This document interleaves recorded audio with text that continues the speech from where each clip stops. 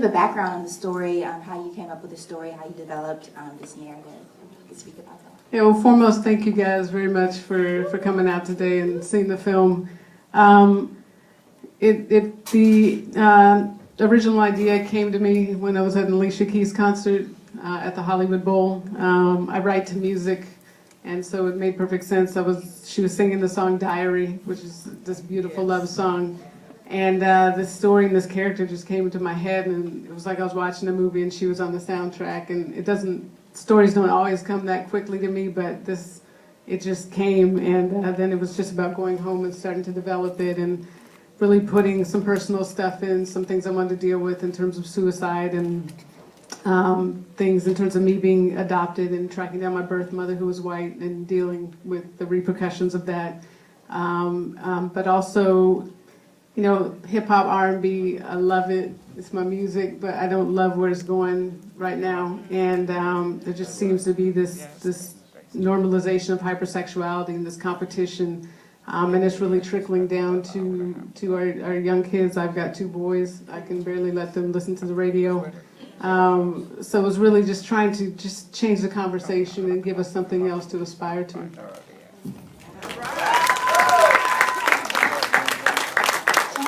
Both of you could speak to what I think is so interesting about the film is kind of the pop culture persona that Noni inhabits versus like who she really is, and how you guys work together to kind of create that pop culture image.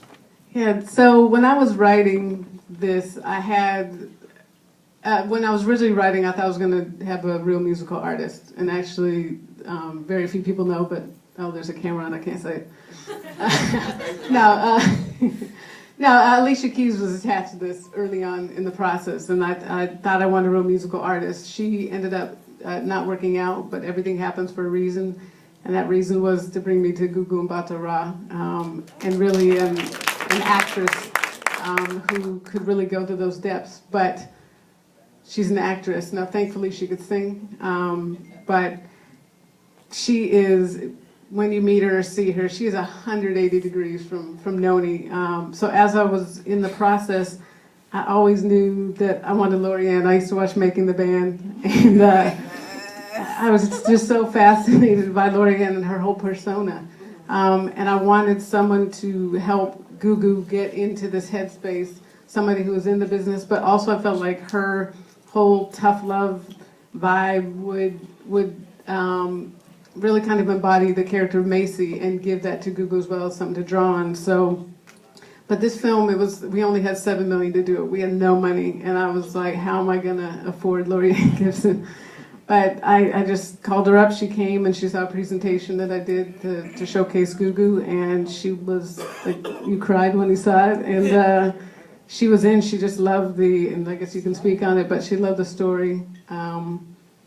And she was in, and that was just everything to me. And we just started working with Gugu, and it was 6 months of hardcore in the dance studio, 3 or 4 hours a day, a couple days a week, and there was just different things we had to do for Gugu. One of them, I put together. Well, first, she did not grow up hip hop R&B at all, so it was me sending her so many videos, making her mixtapes. But what I wanted for Gugu is I made a tape that I gave to Laurieann. It was the only stuff she was able to dance to, and it was like the most ignorant stuff. I mean, A$AP Rocky, Effin' Problems was a real big one. And because I wanted the B word and the N word just to become like normal to Gugu, so she wouldn't flinch. And early on, it was like, every time the songs came on. But after a while, it just became, like I said, it just became normal. We also needed to give her that swagger of this character and to tap into this narcissism that she needed to have, and to be able to throw that uber sexuality out, which is very hard for an actress, especially one as reserved as Gugu. And you know, Laurieann, as reserved as I am as well. Yes, very reserved. And with Laurieann, again, in working with Lady Gaga, Nicki Minaj, like she's in the world, and I wanted to bring that to Gugu, and I'd love for you to just touch a little bit more on, you know, what you gave to Gugu to help her out here. Well, as a result of Gina being an incredible director and a black female director, and incredible athlete. She treated us all like the coach, so she's harder than me. If there's anything you like about me, I'm making the band, she's 10 times harder. So we had no choice.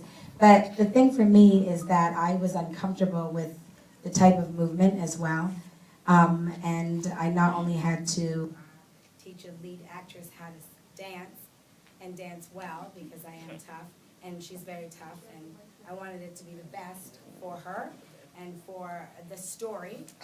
I also had to create an artist that would be competitive and that would be able to stand alongside any artist that's out today, so that Gina's story, the story of an over sexualized industry where it's not necessarily about your talent and your gift, I had to make sure she could be that much better than anybody else, so you would understand and believe in the story. And ultimately for me, I am personally affected by this story, because every time I artist develop or choreograph an artist to #1, you know, there always comes in those legions and all that stuff. That's what it's not about, and not everybody survives the reality of this story. So for me, I wanted to definitely make Noni as competitive, so the story would ring clear that it's a reality I face every day.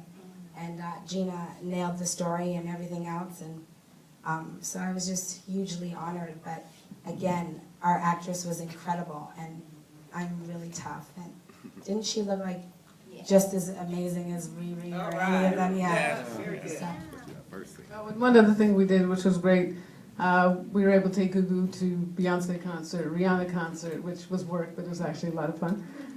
But also one of the big things we did is we went to Greystone Manor, and Hip hop night. Laurieann got us the VIP in the middle, and it was just very fascinating that we've been spending all these hours in the dance studio dancing to Effin' Problems, and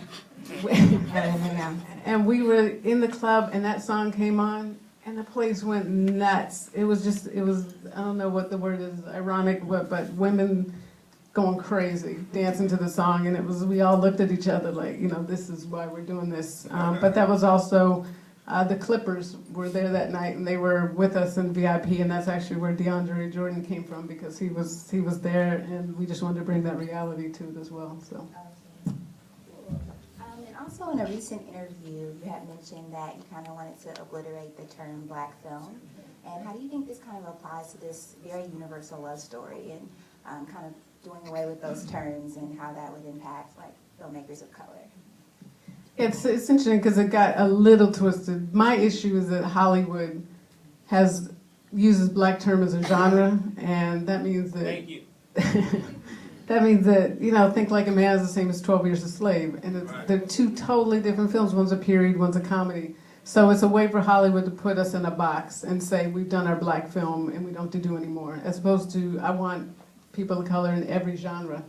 So that's really my fight, especially love stories, which are very hard to get made.